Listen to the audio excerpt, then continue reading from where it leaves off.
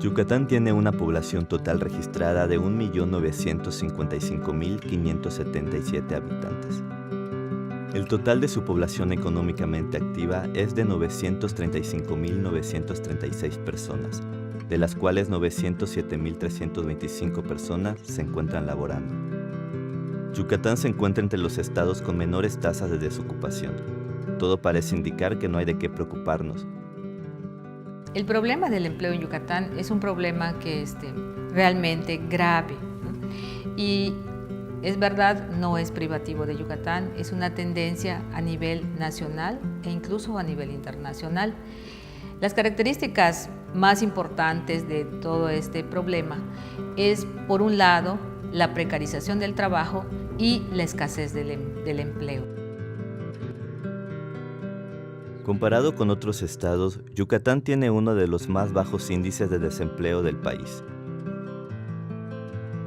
Entonces, ¿cuál es el problema del empleo en la región? La mayoría de los trabajos que vemos a diario son ejemplos que responden a nuestra pregunta. Observamos empleos sin seguridad social, bajos salarios, así como falta de contratos duraderos. En general, la baja calidad en los empleos disponibles es uno de los rasgos a entender en el mercado del trabajo yucateco.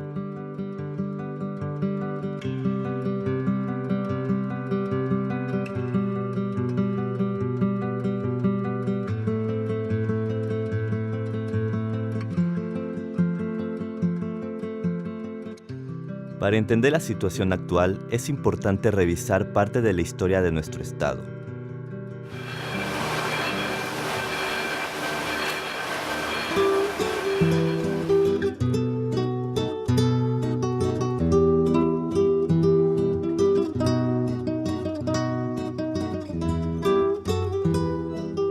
Durante más de 100 años, la economía de Yucatán estuvo sometida a un solo producto, el enequén. El comercio de la fibra obtenida de este agave no solo le abrió las puertas a Yucatán en el mercado global, sino que en poco tiempo transformó al estado en uno de los más ricos de México.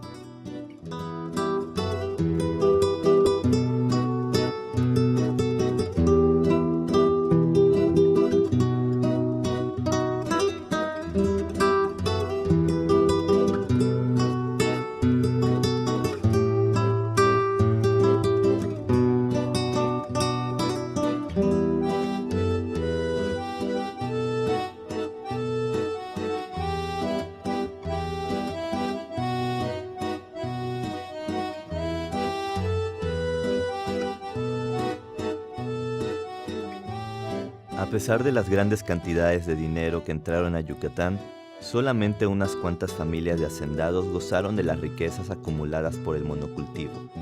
Este apoyó su producción en la mano de obra barata, significando el endeudamiento y la explotación de los peones indígenas. Sin embargo, la riqueza producida por el enequén no permaneció constante.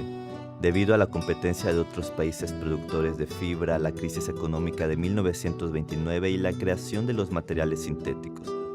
Las consecuencias se percibieron durante los años posteriores.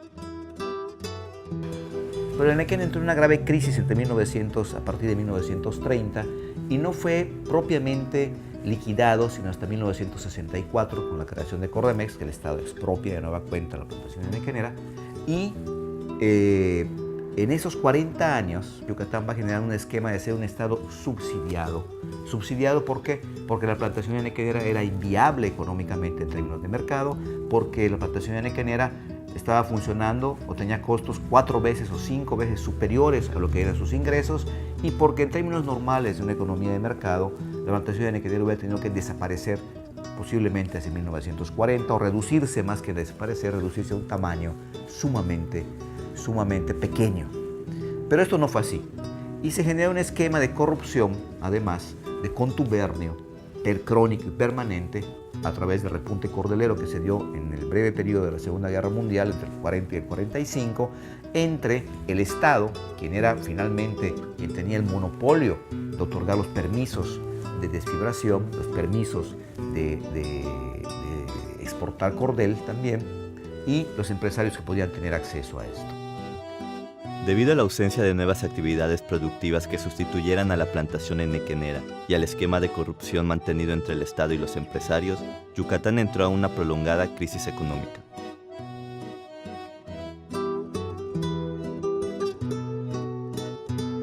En medio de esta crisis, el surgimiento de la cordelería representó una posibilidad de empleo para muchos habitantes.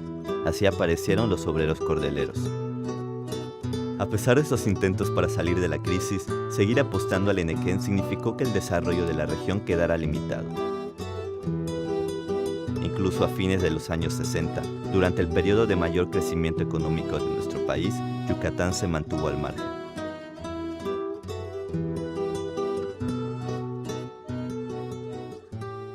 En busca de mejores oportunidades de crecimiento, un gran número de personas emigraron a otras partes del país.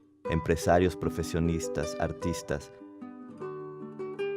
La centralización del Enequén en manos del Estado provocó que capitales privados comenzaran a invertir en actividades económicas novedosas. Fue así que empezó a crecer el empleo formal en el sector comercio y de servicios.